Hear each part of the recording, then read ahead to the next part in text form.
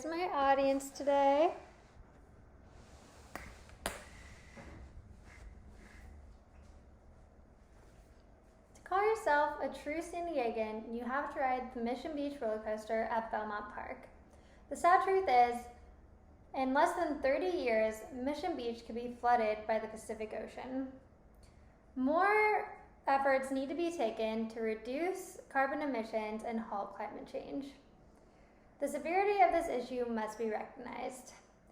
According to the World Health Organization's webpage, posted in February 2018, climate change is expected to cause approximately 250,000 additional deaths per year between the year 2030 and 2050. These deaths would be attributed to extreme weather, natural disasters, air pollution, and escalated insect-borne diseases due to the warmer weather. Today, I will discuss the problems created by climate change, the causes of climate change, and what you can do to stop it from advancing. Since the pre-industrial revolution, the Earth's average surface temperature has increased by 2 degrees Fahrenheit.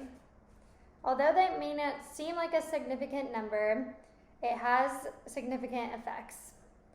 To put this into perspective, when the average global temperature was just 5 degrees colder around 20,000 years ago, North America was fully covered in ice.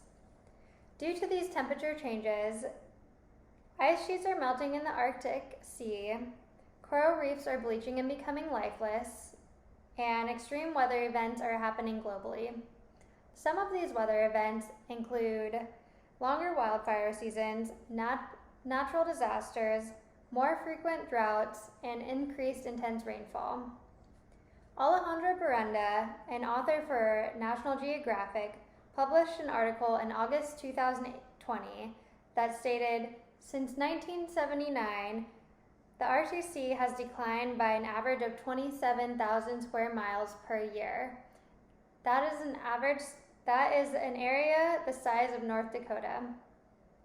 She also mentions that at this rate, the Arctic Sea could be completely iceless by year 2035. That would mean for the animals that call the Arctic home that they could die and that the sea levels would rise. NASA claimed in an article titled Vital Signs of the Planet, last accessed June 2021, that if all ice caps melt, then global sea level would rise by about 23 feet, which would be enough to cause many coastal cities to be underwater. The coral reefs are bleaching and dying on account of the warmer waters and massive amounts of pollution.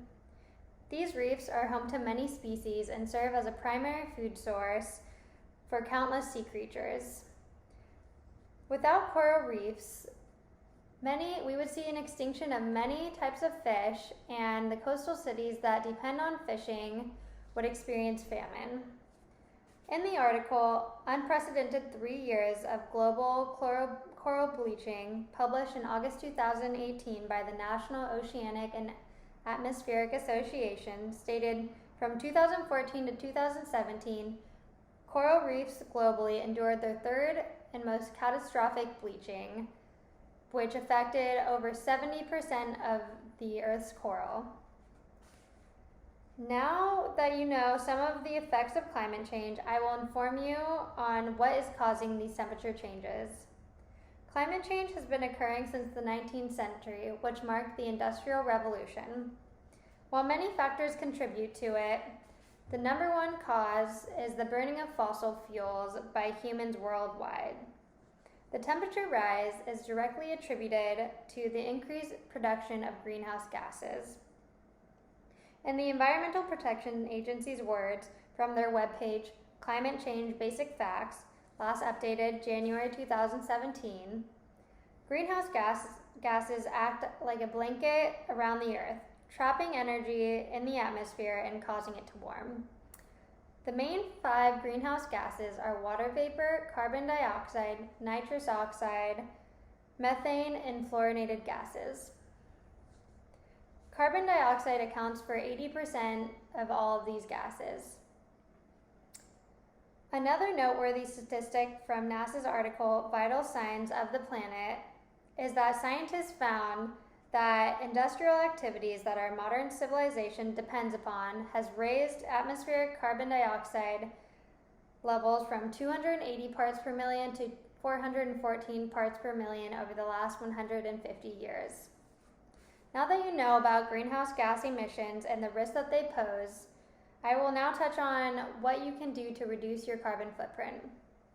According to the National Resource Defense Council in Melissa Denchak's article, How You Can Stop Global Warming, from June 2017, she said, healing the planet starts in your garage, in your kitchen, and at your dining room table.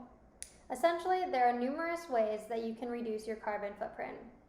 Some of these include switching to solar energy, wasting less, recycling more, and educating yourself and others on what you can do to help make a change.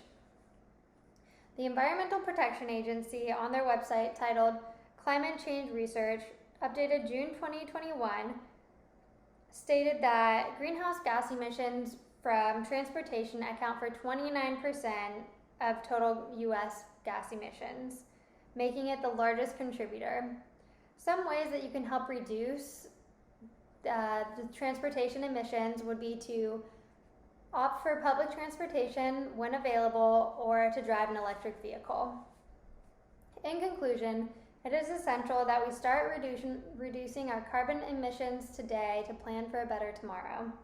Although the solution to combat climate change may feel like it is out of your reach, it takes changes at an individual level to make a big difference. Thank you for listening to my speech today, and I hope this information inspires you to protect our planet more.